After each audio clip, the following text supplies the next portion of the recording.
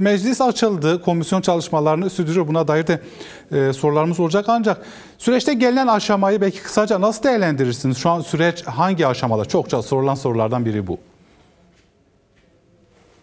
Ya bir aşama tarif etmek gerekirse burada Sayın Öcalan'ın söylediği aşamaya geçiş için beklediğimizi ifade edebiliriz belki. Biliyorsunuz Sayın Öcalan'la yapılan görüşmede kamuoyuna da yansımıştı. Özellikle avukatları gittikten sonra artık ikinci aşamaya geçildiğini ve bu ikinci aşamanın da hukuki bir aşama olması gerektiğini ifade etmişti. Yine son İmralı heyetiyle yaptığı görüşmede, kamuoyuna yapılan bilgilendirmede de gördüğümüz gibi aslında hukuki ve siyasi zeminin gereklerine, yani ikinci aşamanın gereklerine işaret eden bir açıklama olduğunu görüyoruz. O anlamıyla biz aslında halihazırda birinci aşamanın tamamlandığını, ikinci aşamanın hayat bulması için de adım atılması gerektiğini ifade edebiliriz. O anlamıyla aslında bir ara dönem demeyeyim ama ikinci aşamaya geçmek için bir bekleme sürecindeyiz. İkinci aşamanın ihtiyaçları var, gerekleri var. Atılması gereken somut adımlar var, yapılması gerekenler var ama halihazırda bunlar yapılabilmiş değil. Hızla bunlar hayata geçerse, bu konuda adım atılırsa biz artık ikinci aşamaya geçtik diyebiliriz. İkinci aşamanın şu anda beklemede olduğunu, birinci aşamanın tamamlandığını ama ikinci aşamanın gerekleri henüz yapılmadığı için de ikinci aşamaya geçişin de beklendiğini ifade edersek sanırım yanlış bir değerlendirme olmayacaktır. Aslında 3 Ekim günü bir görüşme oldu ve bu görüşme de bir aylık süreden sonra oldu. Öncesi 28 Ağustos'ta yine bir aylık hiçbir görüşmenin olmamasından sonra yaşanmıştı. İmralı'da bir tecrit koşulunun devam ettiğini görebiliyoruz. Birincisi bu koşulları nasıl değerlendirmek, süreçte nereye koymak lazım? Ki heyetin görüşmesi gerekir, olması gereken noktalardan biri, ancak partinizden genişletmiş bir heyetin gitmesi bekleniliyordu. Akademisyenler, gazetecilerin görüşmesi beklentisi vardı. Buna dair ne söylemek istersiniz? Bunlar tabii böyle önemli, bu kadar tarihi bir süreci yürüten baş aktör Sayın Öcalan'a yönelik bir yaklaşımı kabul etmek mümkün değil. Sürecin ihtiyaçları var, sürecin gerekleri var. Biz süreci yürüten baş müzakeresi, baş aktör olarak da Kürt Halk Önderi Sayın Öcalan var. Bu anlamıyla halihazırda buna uygun davranmak, buna göre de tutum almak ve buna göre de adımlar atmak gerektiği açık ve net. Bu anlamıyla heyetin sınırlı bir şekilde gitmesi, halihazırda parti heyetimizin gitmemesi, komisyonun gidip bir görüşme yapmamış olması, aydın, akademisyen, gazeteci, diğer partilerden heyetlerin aslında gitmek isteyen, görüşmek isteyen ve Sayın Öcalan'ın görüşmek istediklerinin gitmemiş olmasının bir eleştiri konusu olduğunu ifade edelim. Biz bu konuda her gün hem görüştüğümüz hükümet yetkililerine hem basın aracılığıyla aslında görüş ve düşüncelerimizi açık ve net bir şekilde söylüyoruz. Sayın Öcalan'ın bu süreci yürütmesi için sağlık, güvenlik ve özgürlük koşullarının mutlaka sağlanması gerekiyor. Bunlar sağlanmadan gerçek anlamda halihazırda bu kadar denetimli, bu kadar bu hafta bu gider, bu gider mi, bu gitmez mi gibi bir adaya gidiş gelişin kontrol altına alındığı, hala iki dudak arasında olduğu, bunun normalleşmediği bir zeminin doğru olmadığını düşünüyoruz. Bu bir rutini olması gerekiyor. Yani doğalında avukatlarının da, heyetimizin de, parti heyetimizin de, İmralı heyetinin de, başka isteyen siyasi heyetlerin de çok kolaylıkla gidebilmesi, Sayın Öcalan'la görüşmesi ve Sayın Öcalan'ın da görüş ve düşüncelerini aracısız bir şekilde kamuoyuna aktaracağı bir yolun, bir yönteminde bulunması gerekiyor. Bu anlamıyla bunu kendisi de zaten talep ediyor. Ben kamuoyuyla konuşmak istiyorum, aydınlarla, gazetecilerle, yazarlarla konuşmak istiyorum diyor. Hatta verdiği isimler de var. Bunların hızla sağlanması gerekiyor. Bunların halihazırda bu kadar kritik eşiklerin aşıldığı bir zeminde, Kürt sorunu demokratik çözümünde 27 Şubat çağrısının yapıldığı, işte 5-7 Mayıs'ta PKK'nın tarihi kararlarını aldığı, 9 Temmuz'da Sayın Öcalan'ın yine yeniden aslında silahların bırakılması, imha edilmesine dair çağrı yaptı ve 11 Temmuz'da PKK'nın silahları imha töreninin yapıldığı bir zeminden sonra bile yapılmamış olması, gerçekleşmemiş olmasını anlamakta zorlandığımızı ifade edelim. Bunlar böyle zamana yayılacak ya da bu konuda imtina edilecek, böyle gıdım gıdım verilecek, yürünecek adımlar değildir. Bu konuda açık olmak gerekiyor, net tutum almak gerekiyor ve bizim de bu tutumu bilmeye açıkçası ihtiyacımız var. Bakın haftalardır komisyon 5 Ağustos'ta kuruldu. Evet, yüzlerce dinleme yaptı. birçok kesimi dinledi ama halihazırda sürecin baş aktörü olan Sayın Öcalan'ı dinleyebilmiş değil. Neden dinlemiyor sorusuna biz yapı oluşturmak istiyoruz. Neden hala dinlenebilmiş değil? Yani ilk elden dinlenmesi gereken, ilk elden gidilmesi gereken yere halihazırda gidilmemiş olması çok temel bir problemdir. Bunu açık ve net bir şekilde söyleyelim ve bu problemin hızla giderilmesi gerekiyor. Hızla komisyonun adaya gitmesi ve bütün bu dinlemelerin dışında ayrıca Sayın Öcalan'la da görüşmesi, Sayın Öcalan'ın görüş ve düşüncelerini de dinlemesi gerekiyor. Bu konuda ağırdan olan, bu konuda zamana yayan, sürekli zaman ve zemin vurgusu yapan değerlendirmeleri kabul etmek mümkün değil. Bunu ifade edelim. Yani bu kadar büyük bir sorun çözülüyor. Türkiye'nin 100 yılı aşkın bir sorunu, yeni bir yüzyıldan bahsediyoruz. Cumhuriyet'in 2. yüzyılından bahsediyoruz. Sayın Öcalan bu yüzyılın gerçekten barış ve demokrasi hukuku üzerine kurulu bir yüzyıl olması gerektiğine işaret ediyor. Bu kadar büyük değerlendirmeler, bu kadar büyük öngörüler, bu kadar büyük kritik eşikleri aştıran bir noktadan duruyor. Ama onun sözü, onun sesi bize çok sınırlı bir şekilde ulaşıyor. Topluma ulaşamıyor, toplumla temas kuramıyor. Aydınlarla, yazarlarla, gazetecilerle temas kuramıyor. Bu kabul edilemez. Bunun tekrar altını çizmek gerekiyor. Değerli Gülistan Kılıç Koçyiğit, belki heyetler aracılığıyla ulaştırabildiği fikirlerinde, söylemlerinde, mesajlarında dahi büyük bir çözüm kapısı açtığını da aslında görebiliyoruz. 3 Ekim'de partinizin heyetiyle yaptığı görüşmede 27 Şubat açıklamasında belirttiğimiz sürecin gelişmesinin siyasi ve hukuki gerekliliklere bağlı olduğu cümlemizin arkasındayız ifadesini kullandı. Rahmetli Süreyya Önder 27 Şubat açıklamasında bu ibareyi söylemişti. İzleyeceğimiz de hatırlar ve halen bu noktada olduklarını aslında ifade ediyor. Bir yerde de meclis açılmışken, komisyon çalışmalarını sürdürürken bu konuya dair ne söylemek istersiniz? Artık zamanı gelmedi mi sorusu da çokça soruluyor. Hatta geç bile kalındı deniliyor. Kesinlikle zamanı geldi, hatta geçiyor bile. Bu konu böyle zamana yayılacak bir mesele değil. Bakın hükümet kanadından yapılan bütün açıklamalar bakalım. Meclis Başkanı'nın yaptığı açıklamalar bakalım. Bizim açıklamalarımız da öyle. Sayın Öcalan'ın açıklamaları. Aslında herkeste bir zaman vurgusu var. Hız vurgusu var.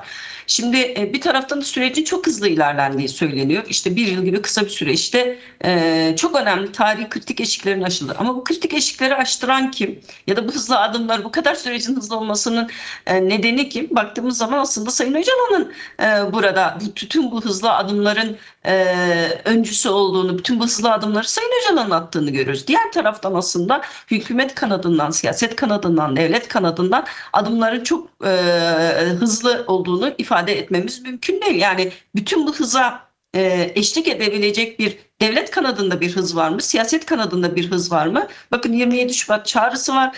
PKK'nın kongre kararları var. 11 Temmuz silah yakma töreni var. Ama bunun karşısında buna eşlik edebilecek, bu adımları güçlendirecek, ilerletecek ve devam etmesini sağlayan hiçbir adım olmadığını görüyoruz. Elimizde halihazırda tutar dar olarak ya da atılmış en somut adım olarak Meclis Komisyonu var. Milli Kardeşlik, Dayanışma ve Demokrasi Komisyonu. Bu komisyonun olmasını biz çok çok önemsiyoruz. Evet, tarihi bir komisyon ama bu komisyonun da sürece uygun bir motivasyonla çalışması gerektiğini söyledik. Süreç dinlemelerini artık nihayete ermesi ya da bir eş zamanlılık, yani dinleme yaparken aynı zamanda sürecin ihtiyacı olan süreç yasalarının, ara dönem yasalarının da hızlı bir şekilde konuşulması ve meclise gönderilmesi gerekiyor. Bu konuda bir ağırdan alma tutumu olduğunu ifade etmemiz gerekiyor. Şimdi Sayın Öcalan'ın son 3 Ekim'de yapılan görüşmeden sonra kamuoyuna belirttiği meselenin önemli olduğunu düşünüyoruz.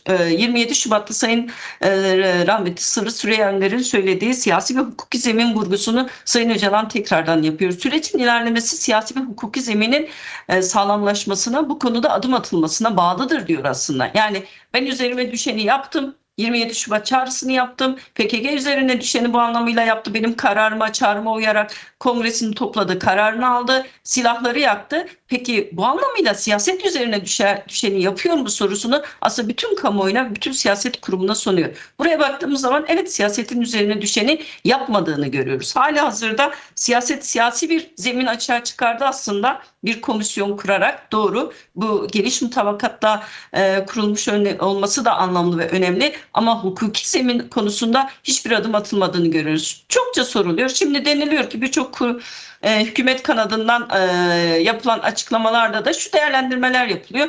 İşte silah bırakmanın pratik teyidinden sonra yasal düzenlemeler yapılıyor. Şimdi pratik teyidini 11 Temmuz'da yaptıklarını düşünüyoruz açıkçası. 11 Temmuz'da orada devletin temsiliyeti yok muydu o silah yakma töreninde?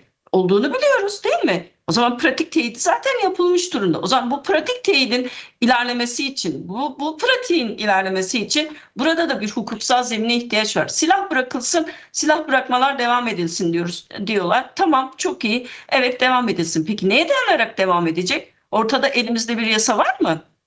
Silah bırakanların ülkeye dönüşü, siyasete ve sosyal yaşama katılmalarını sağlayacak elimizde bir yasa var mı? Hayır. Silah bırakanlar ne yapacak? Şimdi 30 kişi silah bıraktı. Barış ve Demokratik Toplum Grubu. 1030 kişi de bırakabilir. Ama bu 1030 kişinin siyasi güvencesi, yasal güvencesi nedir?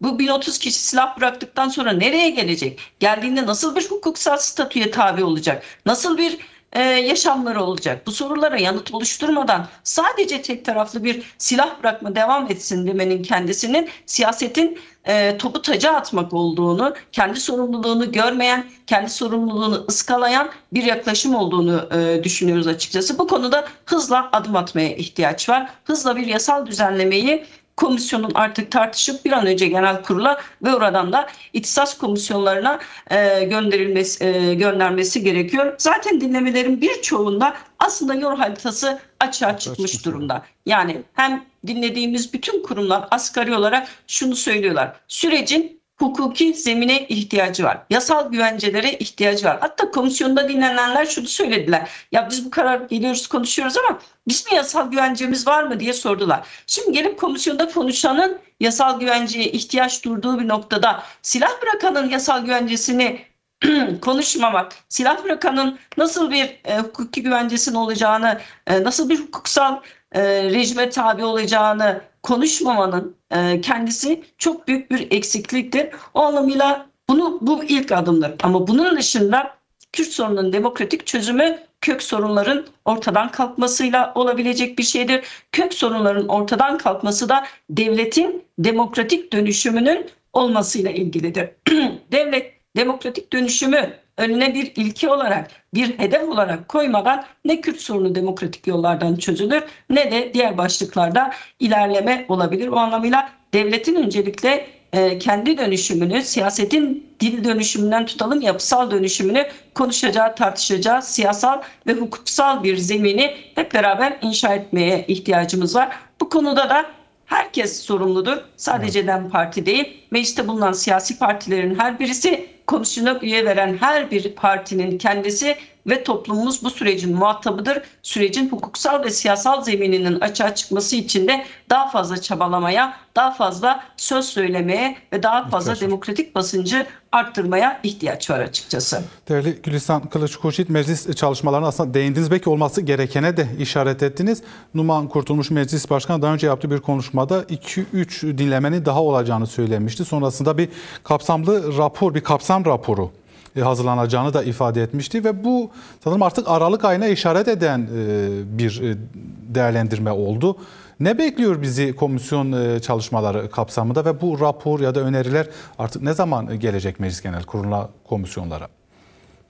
Şimdi herkeste şöyle bir yaklaşım hakim olmaya başladı. Onu öncelikle söyleyeyim. Bütün komisyonda bulunan siyasi partilerde artık bu dinlemelerin bir doygunluğa ulaştığı, bir doyuma ulaştığı, bu nedenle hızla atılacak adımları ve yasal düzenlemeyi, yasal çerçeveyi konuşmamız gerektiği, aynı zamanda demokratikleşme başlığını konuşmamız gerektiğine dair bir ortak mutabakat var. O anlamıyla burada dinlemelerin daha fazla uzayacağını düşünmüyoruz. Bizce de artık bir an önce ya alt komisyon eliyle dinlemelere devam edip yasayı komisyonun esasının toplamının yasaları konuşması gerekiyor ya da başka bir yöntem bulunması gerekiyor. Onu ifade edelim. Şimdi çarşamba günü meclis başkanıyla bir toplantımız olacak. Koordinatör grup başkan vekilleri ile beraber. Orada hem raporun esasına ilişkin bir tartışma imkanımız olacak hem de bütün bu takvimi konuşma imkanımız olacak diye düşünüyoruz. Şimdi başından beri şunu biz söyledik aslında.